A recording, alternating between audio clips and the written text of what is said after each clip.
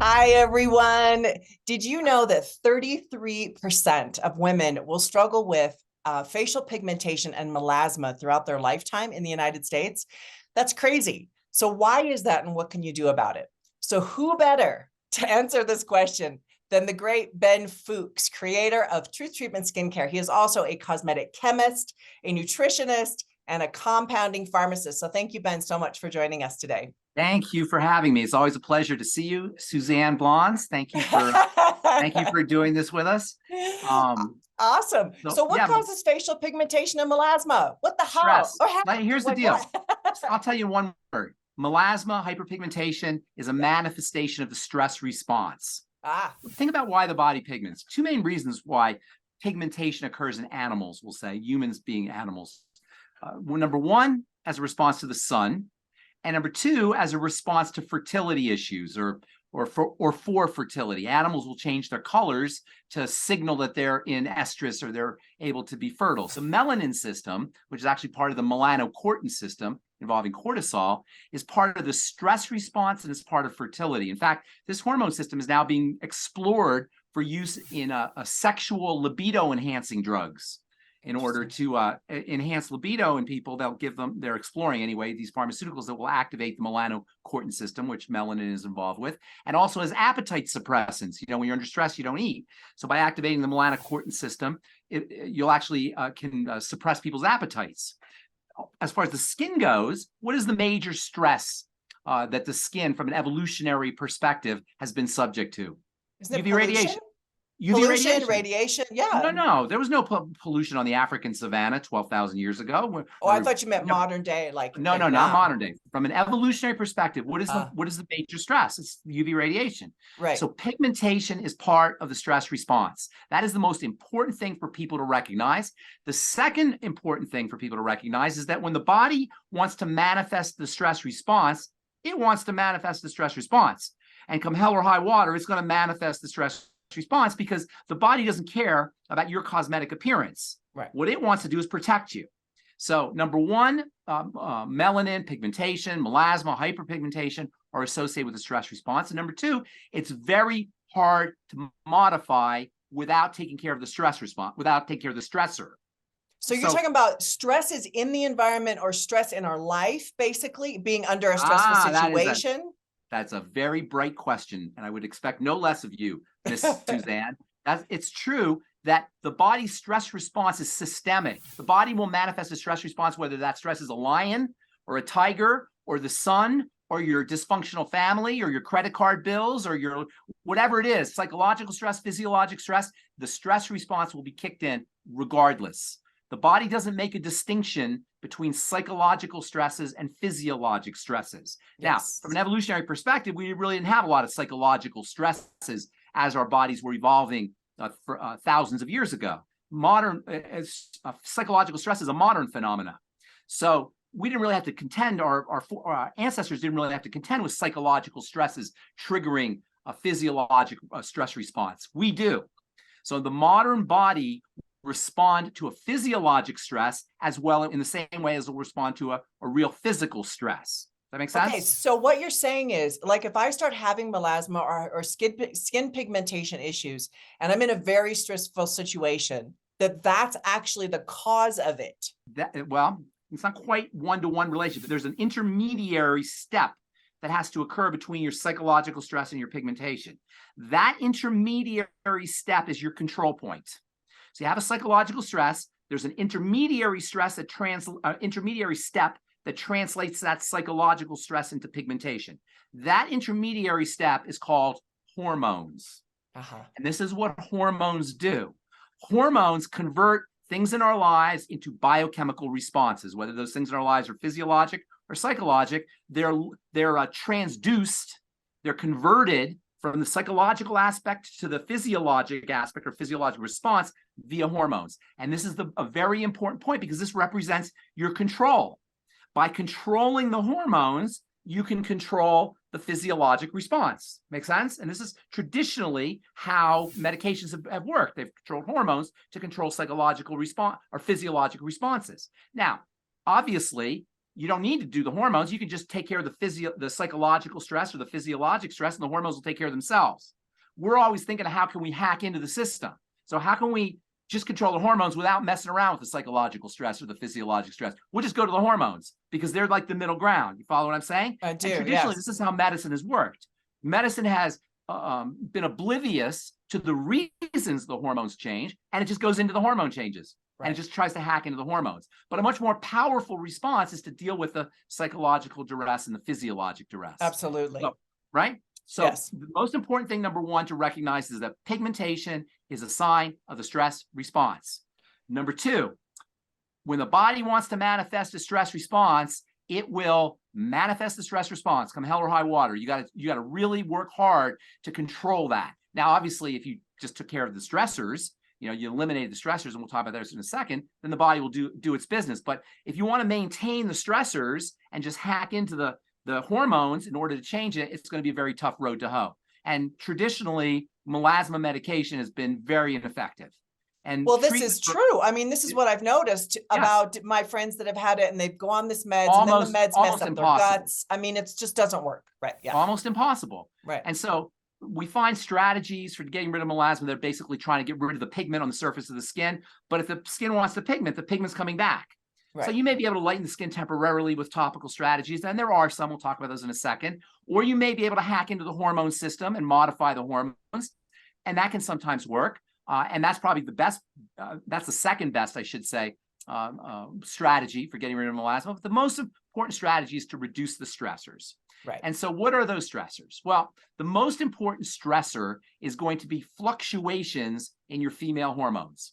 Yeah. Those fluctuations can happen because of lifestyle issues like menopause, for example, pregnancy, for example, or they can also be induced by pharmaceutical intervention with hormones. And we know that women who get are on the birth control pill or on hormone replacement therapy, they will also hyperpigment. And in fact, the female hormone estrogen is the main hormonal inducer of pigmentation. Wow. And estrogen, while we think of it as a feminizing hormone, it has many aspects, many of its features are reminiscent of stress. And so elevated estrogen, we find, can cause issues with anxiety, a stress issue, insomnia, a stress issue, weight gain, a stress issue, depression, a stress issue, and pigmentation, a stress issue. So estrogen, when you hack into either because your estrogen is off, and I'll talk about that here in a second, if your natural estrogen is off, or because you're inducing or introducing pharmaceutical estrogen into the system, those are probably the number one reason why people have pigmentation issues. So why would natural estrogen be off? Well, estrogen is a very, very powerful hormone. It's active in tiny, tiny concentrations, and it has to be eliminated out of the body very quickly. And the body eliminates it through the bowels, through the liver first, and then through the bowels. And many people have liver problems, and many people have intestinal problems. If you have liver issues and you have intestinal issues, you're not going to clear out your estrogen as effectively. To make matters worse, estrogen is a very fundamental molecule in nature, and it's found in plants. It's found in toxins and various chemicals. It's found in cosmetic ingredients. It's found, unfortunately, in the water and in the food supply. So there are many ways that we throw off our estrogen, our natural estrogen, through our lifestyle. And a lot of those are 21st century American lifestyle because a lot of toxins act like estrogen. Right. A lot of preservatives in skincare products can act like estrogens. Sunscreens can act like estrogens. There's a lot of things that are plastics can act like estrogens. There's a lot of things that are in our culture that act like estrogen, and that's added to the estrogen problems with the liver and the intestine that cause estrogen levels to accumulate between the toxicity from the environment and the elevated estrogen in our blood because we're not clearing out estrogen effectively. A lot of people have extra estrogen. More estrogen. So in addition to hormone replacement therapy, which is one way that you increase your estrogen levels, and birth control pills, which is another way you introduce your estrogen levels, there's also the issue of the estrogens in the environment. Okay, we'll talk about how you solve these problems here in a second. Yeah, I mean, let's get to solving them here. So yes. I mean, yeah. Well, what can we do? Let me tell you about the other hormone. There's a few hormones that are involved. We'll talk about two of them. The second one is the full-blown stress hormone, which is cortisol. Cortisol is also associated with hyperpigmentation. We talked earlier about the melanocortin system, and that is the stress response system that is that features both melanin pigment and cortisol. So lowering your cortisol also becomes very important, balancing your cortisol. I don't want to introduce too much complexity here, but one of the reasons why cortisol levels go up is because our blood sugar is off. When you eat a lot of sugar, and I'll try to be as simple as I can here, and then we'll get into some solutions. When you eat a lot of sugar, your blood sugar drops. Okay? Yes. Because the body can't handle sugar. And when you're eating sugar, insulin comes out, pulls the sugar out, and you go into this kind of hypoglycemic state. Right. So what happens then is you eat sugar. Well, then insulin comes to the rescue, your blood sugar drops, you're hypoglycemic again. And this pattern occurs over and over again. I call it the high blood sugar, low blood sugar roller coaster. Well, over time, the accumulation of low blood sugar hypoglycemic responses leads to elevations in stress hormone because it's cortisol that comes to the rescue when you're low blood sugar. Right. So when you're low blood sugar, and I don't know if you ever experienced this when you're low blood I sugar. have problems with it. I have to be really careful. I take almonds with me wherever I go. Yeah. Perfect. Then you know, I don't mean perfect, but you know. It's okay. I don't eat sugar because of that. Like I'm very careful. Yeah. But what happens when you're hypoglycemic? Don't you get shaky? Oh, I shake. I feel like I'm going to pass out. Shake? The room spins. It's terrible. What is the shake? What is the shake? All that shakiness. It's cortisol coming to the rescue. So when you're shaky like that, in response to low blood sugar, you can tell that you're hypercortisol. In other words, cortisol is a response to low blood sugar. So between cortisol and estrogen, you have your two major causes of melasma. How do you deal with it? Well, let's take cortisol first. Number one, you want to do things that stabilize your cortisol. First thing, stabilize your blood sugar. Like you said, carry almonds around with you. Right. Don't eat sugary foods that will induce an insulin response that will cause the blood sugar to drop and push you into this hypercortisol state. So keeping your blood sugar stable becomes very important. You can do it through foods, which you're doing, very smart, by staying away from super sweet foods or even breads, pastas. Carrying some almonds with you is brilliant. So, it's a really smart thing to do.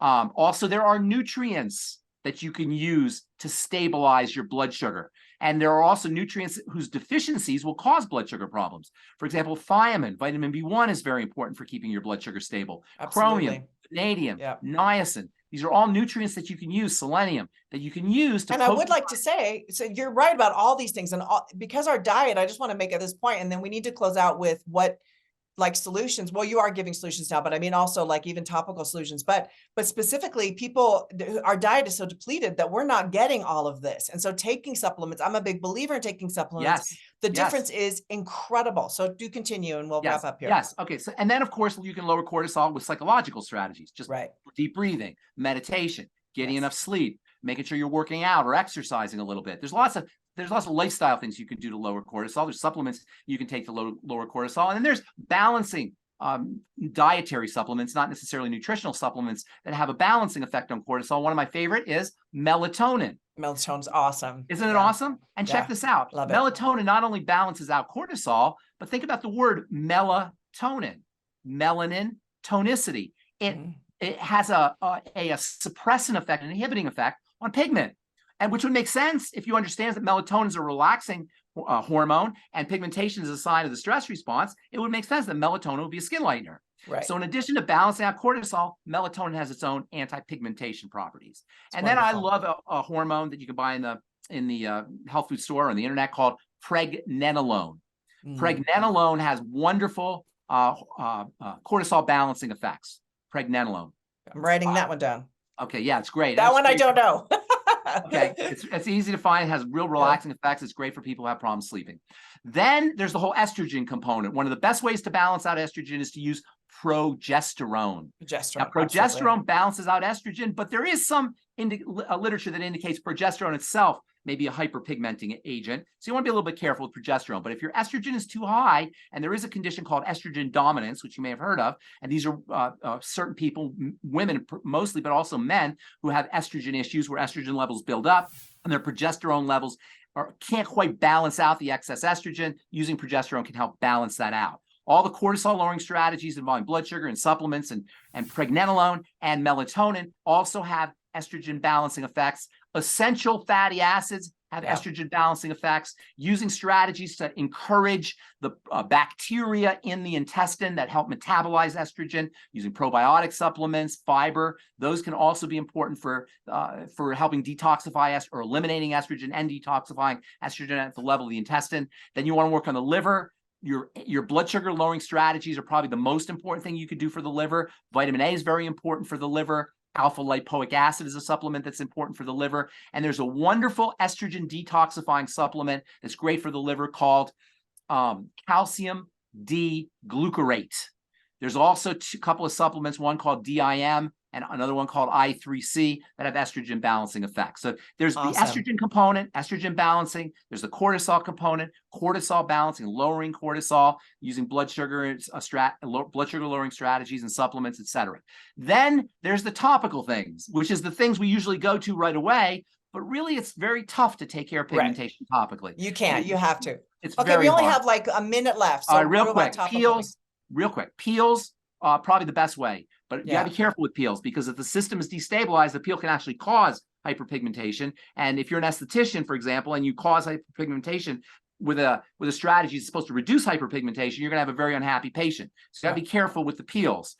There's also these things called tyrosinase inhibitors. Hydroquinone, of course, is the most famous of the tyrosinase inhibitors. Vitamin C has some tyrosinase inhibiting effects.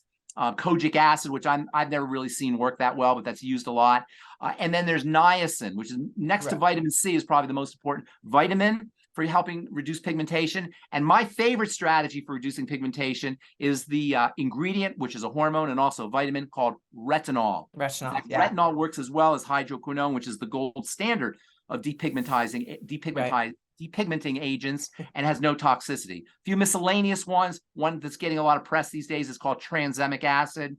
So-so, not going to be great. Tranexamic acid is available as a prescription drug, but also available topically. There's another one called mebendazole, which affects the thyroid. We didn't get to talk about the thyroid, but that plays a role in pigmentation also. Hashimoto's can cause pigmentation. Graves' disease can cause pigmentation. So mebendazole, some people are using. You do need a prescription for that.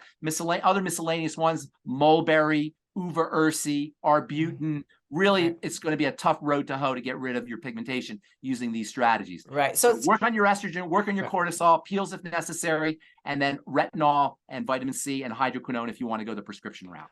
I love that. And I love the fact that you really focused on the internal, because I think people forget the skin is the largest organ in the body. That's where you have to start. You have to start internally and do all of that. And then the external is not as complicated, right? You can do your retinol and your hydroquinone and your peels and things like that. So thank you so much, Ben. This has been super informative. I really appreciate it. I know the audience does too. So thank you so much for joining me today. Thank you, Suzanne. Okay. Thanks for watching.